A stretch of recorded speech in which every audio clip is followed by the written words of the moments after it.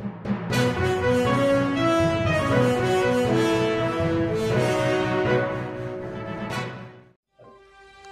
सोलापूर न्यूजमध्ये आपल्या सगळ्यांचं स्वागत। यंदाची आषाढी वारी विक्रमी होती याचा पुरावा आता थेट यावर्षी वापरलेल्या AI तंत्रज्ञानाने दिला आहे।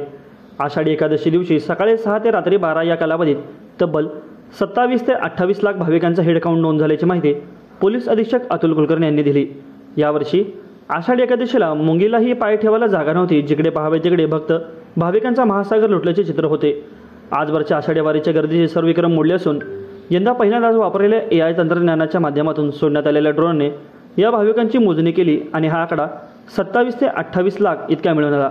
प्रशासनाने एकाच वेळेला चंद्रभागेकडे येणारा मार्गदर्शन रांग परिसर असा हा 6 विभाग ड्रोनच्या सोडून माहिती संकलन केली। आषाढीसाठी 50,000पेक्षा जास्त ट्रक, टेम्पो, कार आणि विविध खासगी वाहनांची नोंद झाली असून याशिवाय जवळपास 6,000 ST बसेस आणि 100 रेल्वे फेऱ्यातून प्रवासी आले आहेत।